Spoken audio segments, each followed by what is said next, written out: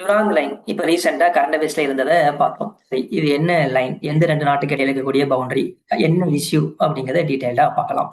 Durant line அப்படிங்கிறது பாகிஸ்தானுக்கும் ஆப்கானிஸ்தானுக்கும் இடையில இருக்கக்கூடிய இன்டர்நேஷனல் பவுண்டரி. இந்த பிக்சர்ல பாக்குற மாதிரி ஈரான்ல இருந்து என்டையர் பாகிஸ்தான் அண்ட் இந்தியாவுடைய இந்த பாயிண்ட் வரைக்கும் வந்து முடிகிற லைன் தான் துராந்த் லைன். இதுல இந்தியாவுக்கு ஒரு டிஸ்பியூட் உண்டு. ஏன்னா அந்த இந்தியாவில ஆப்கன் காமன் பார்டர் இருக்கிற இடம் வந்து இப்போ பாகிஸ்தான் ஆக்குபைடு காஷ்மீருக்குள்ள இருக்குது. சரி, ஓகே, அது டிஃப்ரெண்ட் இஷ்யூ.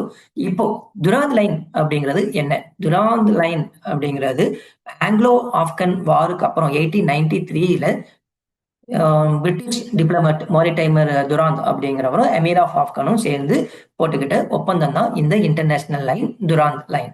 ஓகே, என்ன இஷ்யூ இப்ப ரீசெண்டா இருந்தது அப்படின்னு பார்த்தோம்னா, பாகிஸ்தானுடைய கவர்மெண்ட் ஆப்கானிஸ்தான்ல இப்ப ரீசெண்டா ஒரு மிலிட்டரி அட்டாக் அந்த பார்டர்ல பண்ணாங்க. அதுக்கு என்ன காரணம் சொன்னாங்க அப்படின்னா, பாகிஸ்தான்ல இயங்கி வரக்கூடிய இந்த டெஹ்ரீக் இ தலீபான் பாகிஸ்தான் இந்த டெரரிஸ்ட் ஆர்கனைசேஷனுக்கு ஆப்கானிஸ்தான் தான் ஹெல்ப் பண்ணிட்டு இருக்காங்க அப்படின்னு சொல்லி பாகிஸ்தான் பிளேம் பண்ணி இந்த அட்டாக்கை பண்ணாங்க. பட் கொஞ்ச நாளைக்கு முன்னாடி சீஸ்ஃபயர் ஒப்பந்தம் போட்டுக்கிட்டாங்க. பட் இருந்தாலும் மறுபடியும் இமிடியேட்டா இன்னொரு அட்டாக் வந்து பாகிஸ்தான் பண்ணாங்க. இதுக்கு சமாதான பேச்சுவார்த்தை நடத்தி வைக்கிற மாதிரி மீடியேட்டரா டர்க்கியும் கத்தாரும் சேர்ந்து பாகிஸ்தான் ஆப்கானிஸ்தான் டெலிகேட்ஸை டோஹால மீட் பண்ண வச்சு ஒரு சமாதான பேச்சுவார்த்தையும் நடத்தி முடிச்சாங்க. அது இப்போ போயிட்டு இருக்குது இந்த நியூஸ்ல. சரி, ஓகே. ஆனா இதுக்கு பேக்ரவுண்ட்ல இருக்கக்கூடிய பொலிட்டிக்கல் ரீசன் என்ன அப்படின்னு இங்க இந்தியால என்ன டிஸ்கஸ் பண்றோம் அப்படின்னா, ரீசெண்டா ஆப்கானிஸ்தான்ல இருந்து ஃபாரின் மினிஸ்டர் இந்தியாவுக்கு வந்து இந்தியன் டிப்ளமேட்ஸை மீட் பண்ணி பேசினாரு.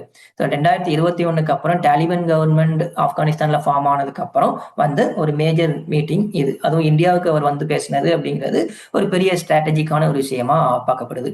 சரி, ஏற்கனவே ஆப்கன் இந்தியாவுடைய ரிலேஷன்ஷிப் வந்து பாத்தீங்க அப்படின்னா நல்ல ஃப்ரெண்ட்லி ரிலேஷன்ஷிப்பா போயிட்டு இருக்குது. அண்ட் பாகிஸ்தானை நம்ம அவாய்ட் பண்ணிட்டு ட்ரேட் ஆக்டிவிட்டிஸ் சென்ட்ரல் ஏசியாவோட பண்றதுக்கு நம்ம ஆப்கானிஸ்தானை தான் யூஸ் பண்ண வேண்டியிருக்குது. ஸோ ஜபாகர் போர்ட் ஈரான்ல இருந்து பாத்தீங்கன்னா ஆப்கானிஸ்தான் வழியா தான் சென்ட்ரல் ஏசியாவை அக்சஸ் பண்றோம்.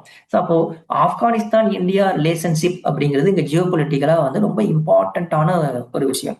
அது இந்தியா ஆப்கானிஸ்தான் ரெண்டு பேருக்குமே வந்து நிறைய மியூச்சுவல் பெனிஃபிட்டை தரக்கூடிய ஒரு விஷயம்.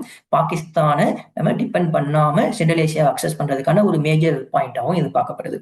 ஸோ அப்போ இந்த ரிலேஷன்ஷிப் இப்போ ரீசெண்டா ஃபாரின் மினிஸ்டர் ஆப்கான்ல இருந்து வந்து இந்தியால வந்து மீட் பண்ணி பேசினதுக்கு அப்புறம் அந்த சீஸ்ஃபயர் ஒப்பந்தம் போட்டதுக்கு அப்புறம் மறுபடியும் பாகிஸ்தான் ஆப்கானிஸ்தான் மேல அட்டாக் பண்ணதுக்கும் நிறைய காரணங்கள் இருக்குது அப்படிங்கிறது இந்தியால பொலிட்டிக்கலா டிஸ்கஸ் பண்ணப்படுது. ஸோ இதுதான் இந்த இஷ்யூடைய பேக்ரவுண்ட். Thank you all.